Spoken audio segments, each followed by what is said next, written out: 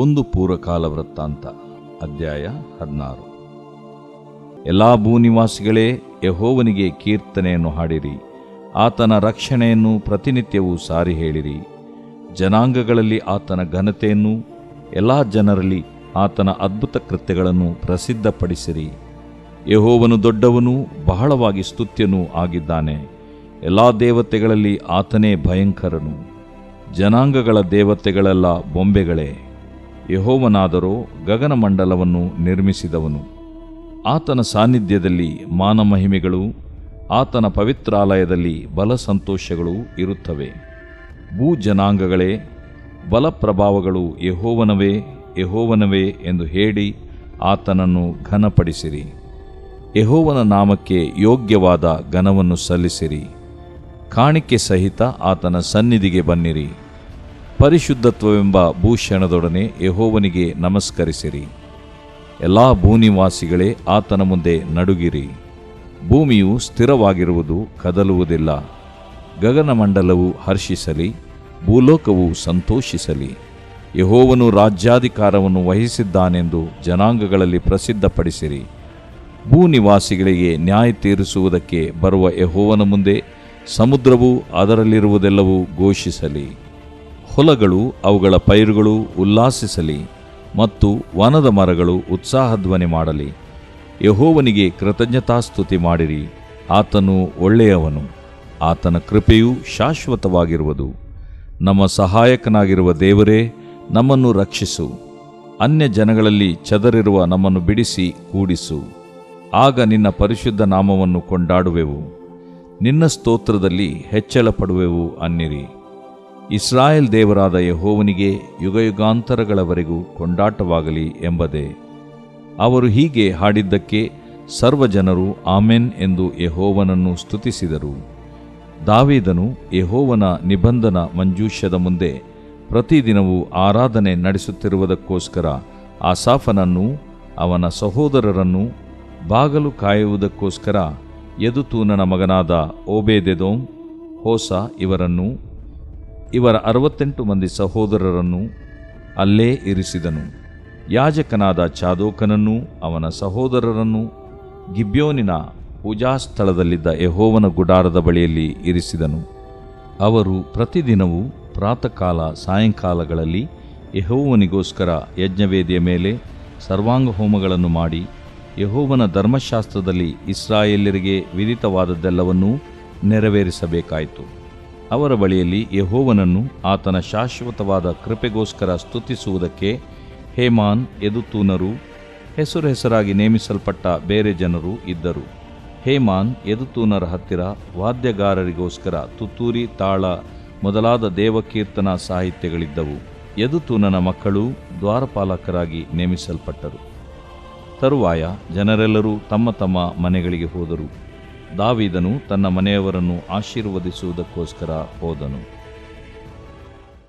ದೇವರು ಪ್ರೀತಿಸುವ ಪ್ರೀತಿಯ ಬಿಗ್ ಜೆ ಟಿವಿ ಪ್ರಿಯ ವೀಕ್ಷಕರಿಗೆ ನಮ್ಮ ಕರ್ತನಾದ ಯೇಸು ಕ್ರಿಸ್ತನ ಹೆಸರಿನಲ್ಲಿ ನಿಮ್ಮನ್ನು ವಂದಿಸಿ ಸ್ವಾಗತ ಬಯಸ್ತಿದ್ದೇವೆ. ಬನ್ನಿರಿ, ಇಂದು ಒಟ್ಟಾಗಿ ದೇವರ ವಾಕ್ಯವನ್ನು ನಾವು ಅಧ್ಯಯನ ಮಾಡಿಕೊಳ್ಳೋಣ. ದೇವರ ವಾಕ್ಯವನ್ನು ಯಾಕೆ ಅಧ್ಯಯನ ಮಾಡಿಕೊಳ್ಳಬೇಕು?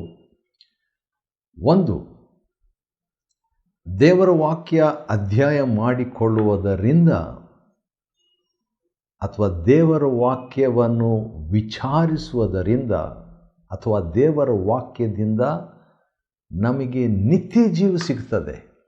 ಆಧಾರ ಯೋಹಾನ 5:39.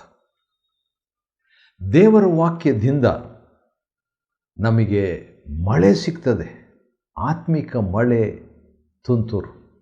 ಆಧಾರ ಧರ್ಮೋಪದೇಶ ಕಾಂಡ 32:2. ದೇವರ ವಾಕ್ಯದಿಂದ ನಮಗೆ ಆಹಾರ ಸಿಗ್ತದೆ, ಆತ್ಮಿಕ ಆಹಾರ. ಆಧಾರ ಯೆರೆಮೀಯ 15:16. ದೇವರ ವಾಕ್ಯದಿಂದ ನಮಗೆ ಹರ್ಷ, ಹೃದಯಾನಂದ ಸಿಗ್ತದೆ. ಆಧಾರ ಯೆರೆಮೀಯ 15:16 2ನೇ ಭಾಗ. ದೇವರ ವಾಕ್ಯದಿಂದ ನಮಗೆ ಶುದ್ಧತ್ವ ಸಿಗುತ್ತದೆ, ಶುದ್ಧೀಕರಣ ಸಿಗುತ್ತದೆ. ಆಧಾರ ಯೋಹಾನ 15:3.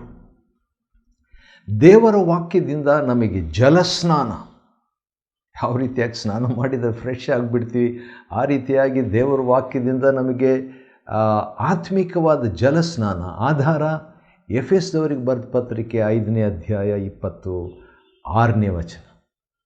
ದೇವರ ವಾಕ್ಯದಿಂದ ನಮಗೆ ಸಿಗುವಂಥ ಆಶೀರ್ವಾದಗಳು ಸ್ವಲ್ಪ ಅಲ್ಲ. ದೇವರ ವಾಕ್ಯದಿಂದ ನಮಗೆ ಕೃತಾರ್ಥತೆ, ಎಲೆ ಬಾಡದಂಥ ಅನುಭವ, ಫಲ ಕೊಡುವಂಥ ಅನುಭವ. ಆಧಾರ ಕೀರ್ತನೆಯ 1ನೇ ಅಧ್ಯಾಯ. ನಾವು ಎಲ್ಲೆಲ್ಲೂ ಹೋಗ್ತೀವೋ ಅಲ್ಲೆಲ್ಲ ನಾವು ಯಶಸ್ವಿಯಾಗಿ ಕೃತಾರ್ಥರಾಗಿ ದೇವರ ಸನ್ನಿಧಾನದಿಂದ ಇರುವಂಥ ಒಂದು ಅನುಭವ ನಮಗೆ ಲಭ್ಯವಾಗ್ತದೆ ದೇವರ ವಾಕ್ಯದಿಂದ. ಆಧಾರ ಯೆಹೋಶುವ 1:8ನೇ ವಚನ. ಹಾಗಾದರೆ ಎಷ್ಟೊಂದು ಆಶೀರ್ವಾದಗಳು ದೇವರ ವಾಕ್ಯದಿಂದ ನಮಗೆ ಲಭ್ಯವಾಗಿದೆ. ದೇವರ ವಾಕ್ಯದಿಂದ ನಮಗೆ ಸಮಾಧಾನ ಕೂಡ ಸಿಗ್ತದಂತೆ. ಕೀರ್ತನೆ 119, 165ನೇ ವಚನ. ನಿನ್ನ ವಾಕ್ಯವನ್ನು ಪ್ರೀತಿಸುವಂಥವರಿಗೆ ಸಂಪೂರ್ಣ ಸಮಾಧಾನವಿರುವುದು, ಅಂಥವರಿಗೆ ವಿಘ್ನಕರವಾದದ್ದು ಒಂದು ಇರುವುದಿಲ್ಲ. ಹಾಗಾದರೆ ದೇವರ ವಾಕ್ಯ ಅದು ಬಹಳ ಪ್ರಾಮುಖ್ಯವಾದದ್ದು. ದೇವರ ವಾಕ್ಯದಿಂದ ನಮಗೆ ಜಯ. 1ನೇ ಯೋಹಾನ 2ನೇ ಅಧ್ಯಾಯ 14ನೇ ವಚನದಲ್ಲಿ ನಮಗೆ ಜಯ ಸಿಗ್ತದೆ. ಪಾಪ ಮಾಡದಂತೆ ಯವನಸ್ಥರನ್ನು ಕಾಯುವಂಥದ್ದು ದೇವರ ವಾಕ್ಯ. ಕೀರ್ತನೆ 119, 9 ಮತ್ತು 11ನೇ ವಚನ. ದೇವರ ವಾಕ್ಯದಿಂದ ಅನೇಕ ವಿಷಯಗಳನ್ನು ನಾವು ಕಲಿತ್ಕೊಳ್ತೇವೆ, ದೇವರಿಗೆ ಹತ್ತಿರವಾಗಿ ಇರ್ತೇವೆ. ಕೀರ್ತನೆ 119, 67, 71, 69ನೇ ವಚನ, 3 ವಚನಗಳಲ್ಲಿ ಅಂಥ ವಿಷಯಗಳು ಅಡಕವಾಗಿದೆ. ಇನ್ನೂ ಬಹಳಷ್ಟು ಹೇಳ್ಬೋದು, ಸದ್ಯಕ್ಕೆ ಸಾಕು. ಇಷ್ಟು ದೇವರ ವಾಕ್ಯ ಯಾಕೆ ಓದಬೇಕು, ಯಾಕೆ ಅಧ್ಯಯನ ಮಾಡಬೇಕು, ಯಾಕೆ ಇದಕ್ಕೆ ನಾವು ಮಹತ್ವ ಕೊಡಬೇಕು ಎಂಬುದಕ್ಕೋಸ್ಕರವಾಗಿ ಇದು ಕೆಲವು ಕಾರಣಗಳು. ಯೇಸು ಕ್ರಿಸ್ತನು ತಾನೇ ಈ ಹಳೆ ಒಡಂಬಡಿಕೆ ವಿಷಯವಾಗಿ ಹೇಳಿದಂಥ ಮಾತು ಯೋಹಾನ 5:39 ಶಾಸ್ತ್ರಗಳು ನೀವು ವಿಚಾರಿಸ್ತೀರಲ್ಲ, ಅದು ನನ್ನ ವಿಷಯವಾಗಿ ಹೇಳ್ತದೆ. ಅಂದರೆ ಯೇಸು ಕ್ರಿಸ್ತನನ್ನು ತಿಳ್ಕೊಳ್ಳುವಂಥದ್ದು ಹಳೆ ಒಡಂಬಡಿಕೆಯನ್ನು ಅಧ್ಯಯನ ಮಾಡುವಾಗ ಯೇಸು ಕ್ರಿಸ್ತನ ಬಗ್ಗೆ ನಾವು ತಿಳ್ಕೊಳ್ತೇವೆ, ಅದರಿಂದ ನಿತ್ಯ ಜೀವ. ಈಗ ನಾವು ಮೊದಲನೇ ಪೂರ್ವಕಾಲ ವೃತ್ತಾಂತ 16ನೇ ಅಧ್ಯಾಯವನ್ನು ಅಧ್ಯಯನ ಮಾಡಿಕೊಳ್ತಾ ಇದ್ದೇವೆ. 1ರಿಂದ 22 ಒಂದು ಭಾಗ, 23ರಿಂದ ಕೊನೆಯವರೆಗೆ ಇನ್ನೊಂದು ಭಾಗ. 1ರಿಂದ 22ರಲ್ಲಿ ಏನಿದೆ ಎಂಬುದಾಗಿ ನೋಡುವಾಗ ದೇವರಿಗೆ ಸ್ತೋತ್ರ ಮಾಡುವಂಥ ಒಂದು ವಿಷಯ, ಅದರ ಹಿನ್ನೆಲೆ ಸ್ವಲ್ಪ ತಿಳ್ಕೊಳ್ಬೇಕು. ಏನಂತ ಹೇಳಿದ್ರೆ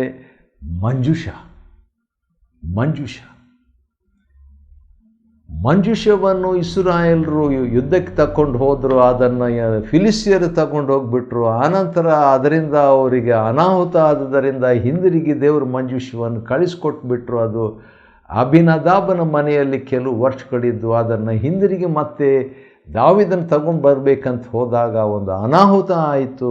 ಉಜ್ಜನು ಅಲ್ಲಿ ದೇವರಿಂದ ಮುರಿಯಲ್ಪಟ್ಟವನಾದನು. ಆದ ಕಾರಣ ಪೇರೀಚ್ ಉಜ್ಜ ಅಂತ ಹೇಳ್ಬಿಟ್ಟು ಒಂದು ಹೆಸರು, ಅಂದರೆ ಮುರಿಯಲ್ಪಟ್ಟ, ಉಜ್ಜನು ಮುರಿಯಲ್ಪಟ್ಟಂಥ ಸ್ಥಳ ಎಂಬುದಾಗಿ, ಅಥವಾ ಉಜ್ಜನ ವಧೆ ಎಂಬಂಥ ಒಂದು ಹೆಸರು ಆ ಒಂದು ಸ್ಥಳಕ್ಕೆ ಕೊಟ್ಟರು. ದಾವೀದನಿಗೆ ಭಯ ಆಗಿಬಿಡ್ತು, ಆತನು ಹೋಗಲಿಲ್ಲ. 3 ತಿಂಗಳಾದ ಮೇಲೆ ಮತ್ತೆ ಹೋಗ್ತಾನೆ. ನೋಡಿದರೆ ಈ ಸಾರಿ ಆ ಒಂದು ದೇವರ ಮಂಜೂಷ ಈಗ ಓಬೇದೆದೋಮನ ಮನೆಯಲ್ಲಿದೆ. ಮನೆಯಲ್ಲಿ ಅಂದರೆ ಮನೆ ಪಕ್ಕದಲ್ಲಿ ಒಂದು ಚಿಕ್ಕ ಸ್ವಂತ ಆಲಯ, ಇಂಡಿಪೆಂಡೆಂಟ್ ಚರ್ಚ್ ಇದ್ದ ಹಾಗೆ ಕಟ್ಟಿಕೊಂಡಿದ್ದ. ಅದರಲ್ಲಿ ದೇವರ ಮಂಜೂಷ ಅಲ್ಲಿ ಇಡಲ್ಪಟ್ಟಿತ್ತು. ಅದರ ನಿಮಿತ್ತವಾಗಿ 3 ತಿಂಗಳು ದೇವರ ಮಂಜೂಷ ಅಲ್ಲಿ ಇದ್ದದ್ರಿಂದ ದೇವರು ಓಬೇದೆದೋಮನನ್ನು, ಅವನನ್ನು, ಅವನ ಮನೆಯವರನ್ನು ದೇವರು 3 ತಿಂಗಳು ಆಶೀರ್ವದಿಸಿದ್ದರಿಂದ ದಾವೀದನಿಗೂ ಮತ್ತೆ ಹೋಗ್ತಾನೆ. ಆದರೆ ಲೇವಿಯರನ್ನು ಕರ್ಕೊಂಡು ಹೋಗ್ತಾನೆ, ಹಾಡುಗಾರರನ್ನು ಕರ್ಕೊಂಡು ಹೋಗ್ತಾನೆ. ಅವರನ್ನು ಶುದ್ಧಿಸಿ ಮೋಶೆಯ ಧರ್ಮಶಾಸ್ತ್ರ ಪ್ರಕಾರವಾಗಿ ಶುದ್ಧಿಸಿ ಅವ್ರನ್ನ ಕರ್ಕೊಂಡು ಹೋಗಿ ಸಂಭ್ರಮವಾಗಿ ಸಹಸ್ರಾಧಿಪತಿಗಳು, ಶತಾಧಿಪತಿಗಳು, ಇಸ್ರಾಯೇಲ್ರ ಪ್ರಭುಗಳು, ಇಸ್ರಾಯೇಲ್ರ ಹಿರಿಯರು ದೊಡ್ಡ ಸಂಖ್ಯೆಯಲ್ಲಿ ಬಹುಶಃ ಲಕ್ಷಾಂತರ ಜನರಾಗಿ ಅವರು ಹೊರಟು ಹೋಗಿ ಭಾಳ VIP ಟ್ರೀಟ್ಮೆಂಟ್. ಯಾಕಂದರೆ ನಿಜವಾದ VIP ದೇವರು ಆತನಿಗೆ ಗೌರವಿಸಿ ಆತನಿಗೆ ಸ್ತೋತ್ರ ಮಾಡಿ ಈಗ ಆ ಮಂಜೂಷವನ್ನು ಹಿಂದಿರುಗಿ ತಗೊಂಡು ಬರ್ತಾರೆ. ದಾವೀದನ ಅದಕ್ಕೋಸ್ಕರವಾಗಿ ಒಂದು ಸ್ಥಳ ರೆಡಿಮೇಡ್ ಮಾಡಿ ಇಟ್ಟಿರ್ತಾನೆ. ಅಂಥ ಕಡೆಯಲ್ಲಿ ಆ ಮಂಜೂಷವನ್ನು ತಗೊಂಡು ಬರ್ತಾರೆ. ತಂದ ಮೇಲೆ ಸಮಾಧಾನ ಬಲಿಗಳನ್ನು ಅರ್ಪಿಸ್ತಾರೆ, ಹೋಮಗಳನ್ನು. ಯಾಕಂದರೆ ಈ ಲೇವಿಯರಿಗೆ ಬಹುಶಃ ಭಯ ಆಗಿರಬೇಕು. ಆ ಉಜ್ಜನ ಸತ್ತೋದದ್ದು ಅವರಿಗೆ ನೆನಪಿರಬೇಕು. 3 ತಿಂಗಳ ಹಿಂದೆ ಇದೇ ದಾರಿಯಲ್ಲಿ ನಾವು ಬರುವಾಗ ನಮ್ಮ ಸ್ನೇಹಿತನಾದ ಉಜ್ಜನ ಸತ್ತು ಹೋದನು, ಈಗ ನಾವು ಕೂಡ ಈಗ ತಗೊಂಡು ಬರ್ತಿದ್ದು, ನಮಗೇನು ಆಗ್ಬೋದು ಅಂತ ಹೇಳಿದಾಗ ಏನೂ ಆಗಿಲ್ಲ, ಅವರಿಗೆ ಏನೂ ಆಗಿಲ್ಲ ಅಂತ ಹೇಳ್ಬಿಟ್ಟು 7 ಬಲಿಗಳನ್ನು ಯಾಜಕರು ಲೇವಿಯರು ಅರ್ಪಿಸ್ತಾರೆ. ಒಂದು ದೊಡ್ಡ ಕೊಂಡಾಟ, ಹಾಡು, ಸಂಗೀತ, ಹೇಮಾನನು, ಆಸಾಫನು, ಕೆನನ್ಯನು ಇವರೆಲ್ಲರೂ ಸೇರಿಕೊಂಡು ದೇವರಿಗೆ ಸ್ತೋತ್ರ ಸ್ತುತಿ ಸಲ್ಲಿಸ್ತಾ ಇರ್ತಾರೆ. ದಾವೀದನ ಹೆಂಡತಿಗೆ ಅದು ಇಷ್ಟ ಆಗಲ್ಲ. ಆದರೆ ಏನು, ದೇವರು ಕೊಂಡಾಡಲಿಕ್ಕೆ ಯಾಕೆ ನಾಚಿಕೆ ಪಡಬೇಕು ಎಂಬುದಾಗಿ ಇನ್ನೂ ಕೂಡ ನಾನು ಹೆಚ್ಚಾಗಿ ಮಾಡ್ತೀನಿ ಎಂಬುದಾಗಿ ಅವನು ಹಾಡಿಕೊಂಡು ಸಂತೋಷಪಟ್ಕೊಂಡು ಬರ್ತಾ ಇದ್ದಂಥ ವೇಳೆಯಲ್ಲಿ ದಾವೀದನು ಈಗ ಆರೋನನ್ನು ಯಾವ ರೀತಿಯಾಗಿ ಆಶೀರ್ವದಿಸ್ತಾನೆ ಆ ರೀತಿಯಾಗಿ ಇಸ್ರಾಯೇಲ್ ಪ್ರಜೆಗಳನ್ನು ದಾವೀದನು ಈಗ ಆಶೀರ್ವದಿಸ್ತಾ ಇದ್ದಾನೆ. ಆಶೀರ್ವಾದ ಕೊಟ್ಟ ನಂತರ ಜನರಿಗೆ ಯಾವ ರೀತಿಯಾಗಿ ಮೆಲ್ಕಿಸೆದೇಕನು ಅಬ್ರಹಾಮನಿಗೆ ರೊಟ್ಟಿ ದ್ರಾಕ್ಷರಸ ಕೊಟ್ಟಂತೆ ದಾವೀದನು ಕೂಡ ಪ್ರತಿ ಒಬ್ಬೊಬ್ಬರಿಗೆ ಸಾವಿರಾರು ಲಕ್ಷಾಂತರ ಜನರಿಗೆ 3 ಕೊಡುಗೆಗಳನ್ನು ಕೊಡ್ತಾನೆ. ಅದರಲ್ಲಿ 2 ರೊಟ್ಟಿ ಮತ್ತು ದ್ರಾಕ್ಷಿ ಹಣ್ಣಿನ ಒಂದು ಗೊಂಚಲನ್ನು ಕೊಡ್ತಾನೆ. ಅಲ್ಲಿ ಮೆಲ್ಕಿಸೆದೇಕ ದ್ರಾಕ್ಷ ರಸವನ್ನೇ ಕೊಟ್ಟಿದ್ದನು, ಇವನು ಹಣ್ಣನ್ನೇ ಗೊಂಚಲನ್ನೇ ಕೊಡ್ತಾನೆ. ಕೊಟ್ಟ ಮೇಲೆ ಯೆಹೋವನ ಮಂಜೂಷದ ಮುಂದೆ ದೇವಾರಾಧನೆ ನಡೆಸೋದಕ್ಕೋಸ್ಕರವಾಗಿ ನೇಮಿಸಲ್ಪಟ್ಟಂಥವರು ಅವರ ಕರ್ತವ್ಯದ ಪ್ರಕಾರವಾಗಿ ಅವರೆಲ್ಲರೂ ಸೇರಿಕೊಂಡು ಈಗ ದೇವರಿಗೆ ಹಾಡ್ತಾರೆ, ಸ್ತೋತ್ರ ಮಾಡ್ತಾರೆ. ಏನಂತ ಹಾಡ್ತಾರೆ?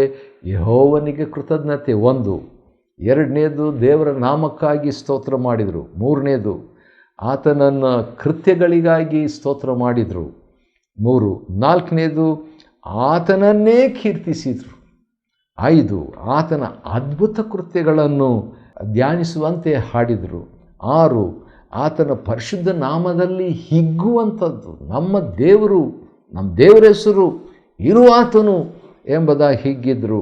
ದೇವರ ದರ್ಶನಕ್ಕೋಸ್ಕರವಾಗಿ ಸ್ತೋತ್ರ ಮಾಡಿದರು, ದೇವರ ಬಲಕ್ಕಾಗಿ ಸ್ತೋತ್ರ ಮಾಡಿದರು, ದೇವರ ದರ್ಶನ ಅಪೇಕ್ಷೆಗಾಗಿ ಸ್ತೋತ್ರ ಮಾಡಿದರು. ಆತನ ಸೇವಕರಾದಂಥ ಇಸ್ರಾಯೇಲ್ನ ಅಂದರೆ ಯಾಕೋಬನ ಬಗ್ಗೆ ನೆನಪು ಮಾಡಿಕೊಂಡು ಅವರು ಹಾಡಾಡಿದರು.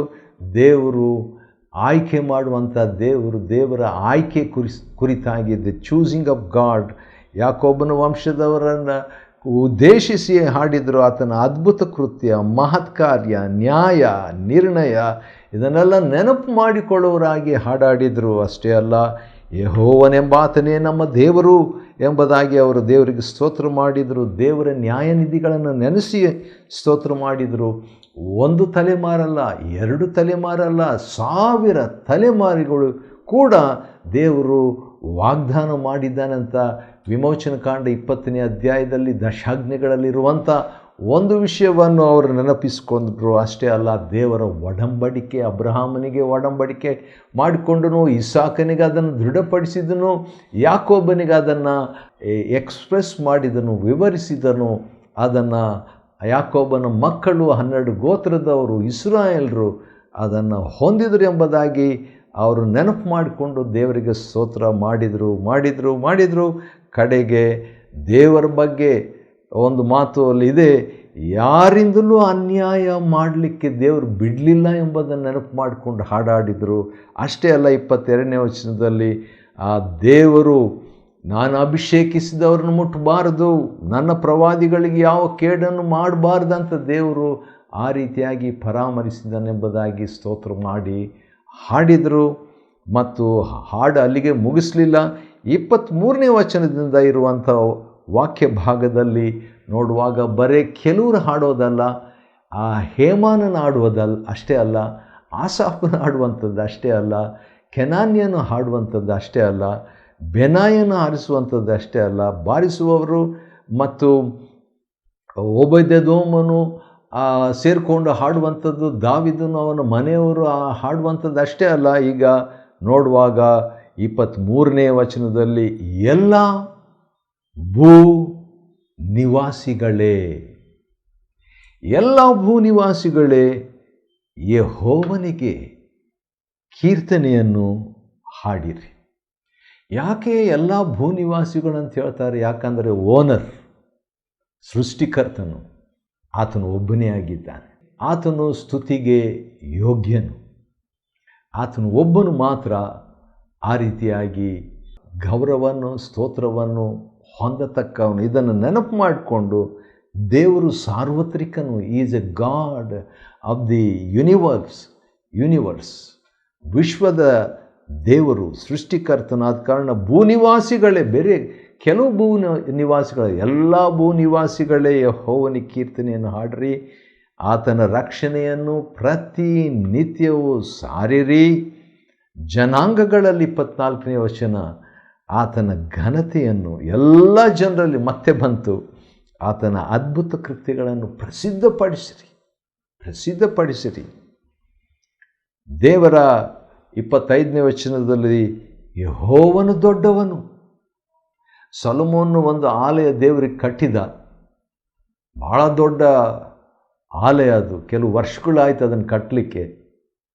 ಕಟ್ಟಿದ ಮೇಲೆ ದೇವರ ಪ್ರಭಾವ, ದೇವರ ಮಹಿಮೆ ಆ ಆಲಯಕ್ಕೆ ಬಂತು. ಅದರ ವಿಷಯದಲ್ಲಿ ದೇವರು ಕೊಡುವಂಥ ಕಾಮೆಂಟ್ರಿ ನಾವು ನೋಡುವಾಗ ಅಪೊಸ್ತಲಕೃತಿ 7ನೇ ಅಧ್ಯಾಯ 47ನೇ ವಚನದಲ್ಲಿ ಸೊಲೊಮೋನನು ಒಂದು ಮನೆಯನ್ನು ಕಟ್ಟಿದನು, ಆದರೆ ಭೂಮಿ ಆಕಾಶ ಬಂದು ನನಗೆ ಸಿಂಹಾಸನ, ಭೂಮಿ ನನಗೆ ಪಾದಪೀಠ. ಅಂದರೆ ದೇವರು ಆಕಾಶದಲ್ಲಿ ಕೂತರೆ ಕಾಲು ಎಲ್ಲಿಗೆ ಬರ್ತದೆ ಅಂದರೆ ಭೂಮಿಗೆ ಬರ್ತದೆ, ಪಾದಪೀಠ ಕೂತರೆ.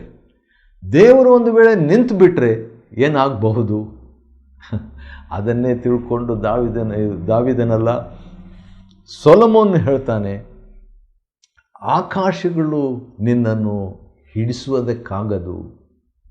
ದೇವರು ಕೂಡ ಅದೇ ರೀತಿಯಾಗಿ ಯೆಶಾಯನ ಮುಖಾಂತರವಾಗಿ ಹೇಳ್ತಾನೆ, ಜನಾಂಗಗಳೆಲ್ಲವೂ ಒಂದು ತ್ರಾಸಿನಲ್ಲಿ ಇರುವಂಥ ಧೂಳು ಆಗಿದೆ, ಒಂದು ಹನಿಯಾಗಿದೆ, ಹನಿಗಿಂತಲೂ ಚಿಕ್ಕದಾಗಿದೆ. ಆದ ಕಾರಣ ಅದನ್ನೇ ಇಲ್ಲಿ ದಾವೀದನ ಕಡೆಯವರು ಏನಂತ ಹೇಳ್ತಾರೆ? ಮೊದಲನೇ ಪೂರ್ವಕಾಲ ವೃತ್ತಾಂತ 16:25ನೇ ವಚನದಲ್ಲಿ ಯೆಹೋವನು ದೊಡ್ಡವನು, ಬಹಳವಾಗಿ ಸ್ತುತಿಯನು. ದೊಡ್ಡ ದೇವರು, ದೊಡ್ಡ ಸ್ತುತಿ. ಜನಾಂಗಗಳ ದೇವತೆಗಳೆಲ್ಲ ಬೊಂಬೆಗಳೇ, ಯೆಹೋವನಾದರೂ ಗಗನಮಂಡಲವನ್ನು ನಿರ್ಮಿಸಿದವನು, ಒರಿಜಿನಲ್ ಓನರ್, ಸೃಷ್ಟಿಕರ್ತನು. ಆತನ ಸನ್ನಿಧಾನದಲ್ಲಿ ಮಾನ ಮಹಿಮೆಗಳು, ಆತನ ಪವಿತ್ರ ಆಲಯದಲ್ಲಿ ಬಲ ಸಂತೋಷ. ನಾವೇ ದೇವರ ಆಲಯವಾಗಿದ್ದೇವೆ. ನಮ್ಮ ದೇಹದಲ್ಲಿ ಬಲ ಇರಬೇಕು, ಬಲಹೀನತೆ ಇರಬಾರ್ದು. ಹೌದು, ಬಲಹೀನತೆ ಇದ್ದರೂ ಕೂಡ ಬಲಹೀನತೆಯಲ್ಲಿ ಪೂರ್ಣ ಸಾಧಕವಾಗುವಂಥ ಬಲವನ್ನು ದೇವರು ಕೊಡ್ತಾನೆ. ಹೌದು, ಸಂತೋಷಗಳು ಇರ್ತವೆ. ಭೂಜನಾಂಗಗಳೇ ಬಲ ಪ್ರಭಾವಗಳು ಯೆಹೋವನದೇ. ತಾನೇ ಇಟ್ಕೊಳ್ಳೋದಿಲ್ಲ, ಅದನ್ನು ತನ್ನ ಜನರಿಗೆ ಆತನು ಹಂಚಿಕೊಡ್ತಾನೆ. ಆತನ ಘನಪಡಿಸಿರಿ, ಆತನ ನಾಮಕ್ಕೆ ಯೋಗ್ಯವಾದ ಘನವನ್ನು ಸಲ್ಲಿಸಿರಿ. ಆತನ ಸನ್ನಿಧಿಗೆ ಬನ್ನಿರಿ. ಹಳೆ ಒಡಂಬಡಿಕೆಯಲ್ಲಿ ಆತನ ಸನ್ನಿಧಿಗೆ ಬರೋದು ಅಷ್ಟು ಈಸಿಯಾಗಿರಲಿಲ್ಲ. ಆದರೆ ಆತನ ಸನ್ನಿಧಿಗೆ ಬಂದಾಗ ಕಾಣುವಂಥದ್ದು ಏನಾಗಿತ್ತು? ಹೊರಗಿನ ಪ್ರಾಕಾರದಲ್ಲಿ ಯಜ್ಞವೇದಿ. ಇವತ್ತಿನ ದಿವಸ ಕೂಡ ನಾವು ಆತನ ಸನ್ನಿಧಿಗೆ ಬರುವಾಗ ನಮಗೆ ಕಾಣುವಂಥದ್ದು ಮೊಟ್ಟ ಮೊದಲನೇದಾಗಿ ಕ್ರಿಸ್ತನ ನಮಗೋಸ್ಕರವಾಗಿ ಯಜ್ಞವಾದನು ಎಂಬುದಾಗಿ, ಪರಿಶುದ್ಧತ್ವ ಎಂಬ ಭೂಷಣದೊಡನೆ ಯೆಹೋವನಿಗೆ ನಮಸ್ಕರಿಸಿರಿ. ಭೂನಿವಾಸಿಗಳೇ, ಬರೇ ಭೂನಿವಾಸಿಗಳೇ, ಎಲ್ಲ ಭೂನಿವಾಸಿಗಳೇ ಆತನ ಮುಂದೆ ನಡುಗಿರಿ. ಹೌದು, ಯೆಹೋವನು ರಾಜ್ಯಾಧಿಕಾರವನ್ನು ವಹಿಸಿದ್ದಾನೆ. ಪರಲೋಕದಲ್ಲಿ ಭೂಲೋಕದಲ್ಲಿ ಎಲ್ಲ ಅಧಿಕಾರವೂ ಆತನಿಗೆ ಕೊಡಲ್ಪಟ್ಟಿದೆ. ಮತ್ತಾಯ 28 18 ಹೌದು, ಭೂನಿವಾಸಿಗಳಿಗೆ ನ್ಯಾಯ ತೀರಿಸುವುದಕ್ಕೆ ಬರುವ ಯೆಹೋವನು. ಹೌದು, ಯೇಸು ಕ್ರಿಸ್ತನೆಂಬ ಹೆಸರಿನಲ್ಲಿ ಮತ್ತೊಂದು ಆವೃತ್ತಿ ದೇವರು ಬರ್ತಾನೆ. 2000 ವರ್ಷಗಳ ಹಿಂದೆ ಆತನು ಬಂದನು, 2ನೇ ಬಾರಿ ಆತನು ಮತ್ತೊಮ್ಮೆ ಬರ್ತಾನೆ. ಹೌದು, ಆ ಸಂದರ್ಭದಲ್ಲಿ ನಡೆಯುವಂಥದ್ದು ಆಶ್ಚರ್ಯ. 34ನೇ ವಚನ, ಯೆಹೋವನಿಗೆ ಕೃತಜ್ಞತಾಸ್ತುತಿ ಮಾಡಿರಿ. ಯಾಕೆ ಯಾಕೆ ಯಾಕೆ ಯಾಕೆಂದರೆ ಆತನು ಒಳ್ಳೆಯವನು, ಆತನು ಒಳ್ಳೆಯವನು, ಆತನು ಒಳ್ಳೆಯವನು. ಆತನ ಕೃಪೆಯು ಯಾವ ರೀತಿಯಾಗಿ ಒಳ್ಳೆಯವನು? ಆತನ ಕೃಪೆಯು ಶಾಶ್ವತವಾದದ್ದು. ಅದರಿಂದ ಆತನು ಒಳ್ಳೆಯವನೆಂಬುದಾಗಿ ನಮಗೆ ಖಚಿತವಾಗ್ತದೆ. ಅಷ್ಟೇ ಅಲ್ಲ, ಆತನು ನಮ್ಮ ಸಹಾಯಕನು. ದೇವರ ಸಹಾಯ ದೊಡ್ಡ ಸಹಾಯ. ಹೌದು, ಆತನ ಪರಿಶುದ್ಧ ನಾಮವನ್ನು ನಾವು ಕೊಂಡಾಡುವೆವು, ನಿನ್ನ ಸ್ತೋತ್ರದಲ್ಲಿ ಹೆಚ್ಚಳಪಡುವೆವು ಅನಿರಿ ಎಂಬುದಾಗಿ ಅವರೆಲ್ಲರೂ ಯುಗಾಂತರದಲ್ಲಿಯೂ ದೇವರಿಗೆ ಸ್ತೋತ್ರವಾಗಲಿ ಎಂಬುದಾಗಿ ಕೊಂಡಾಡಿದರು. ಕೊಂಡಾಡಿದಾಗ 36ನೇ ವಚನ ನನಗಿಷ್ಟವಾಯಿತು. ಅದೇನೆಂದರೆ, ಅವರು ಹೀಗೆ ಆಡಿದ್ದಕ್ಕೆ ಸರ್ವಜನರು ಆಮೇನ್ ಎಂದು ಯೆಹೋವನನ್ನು ಸ್ತುತಿಸಿದರು. ಸ್ಪೆಷಲ್ಲಾಗಿ ಕೆಲವರು ಹಾಡಾಡಿದರು.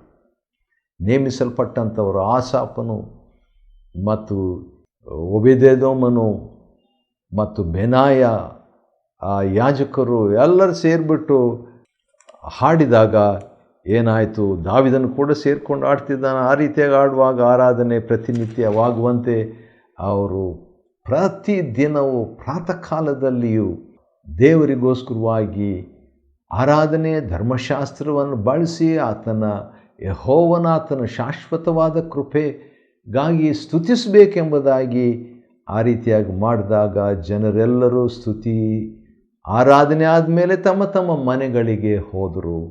43ನೇ ವಚನ ಭಾಳ ಆಶ್ಚರ್ಯ. ದಾವಿದನು ತನ್ನ ಮನೆಯವರನ್ನು ಆಶೀರ್ವದಿಸುವುದಕ್ಕೋಸ್ಕರವಾಗಿ ಹೋದನು. ವಾವ್, ಆಶ್ಚರ್ಯ!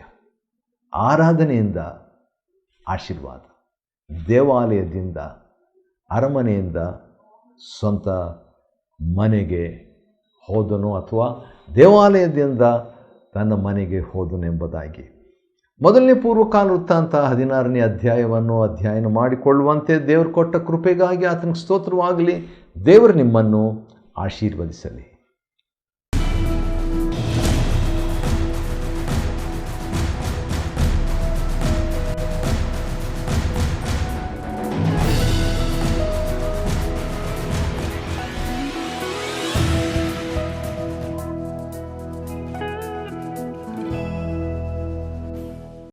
Chapter 16. Sing unto the Lord, all the earth. Shew forth from day to day his salvation. Declare his glory among the heathen, his marvelous works among all nations. For great is the Lord, and greatly to be praised. He also is to be feared above all gods. For all the gods of the people are idols, but the Lord made the heavens. Glory and honor are in his presence. Strength and gladness are in his place. Give unto the Lord, ye kindreds of the people. Give unto the Lord glory and strength. Give unto the Lord the glory due unto his name. Bring an offering, and come before him. Worship the Lord in the beauty of holiness. Fear before him all the earth. The world also shall be stable, that it be not moved. Let the heavens be glad, and let the earth rejoice, and let men say among the nations, the Lord reigneth. Let the sea roar, and the fullness thereof.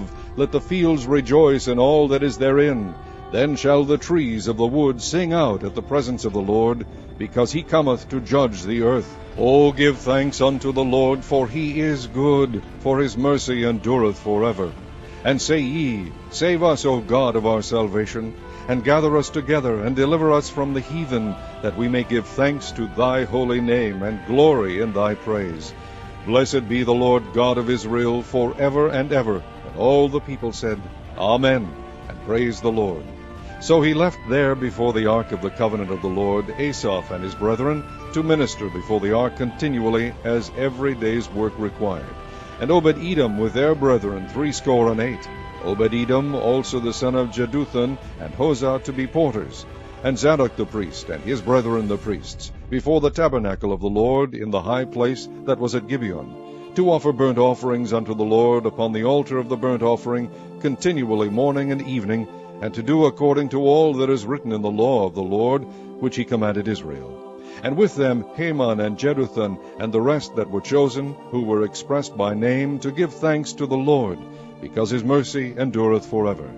And with them Haman and Jeduthun with trumpets and cymbals for those that should make a sound, and with musical instruments of God. And the sons of Jeduthun were porters. And all the people departed every man to his house, and David returned to bless his house.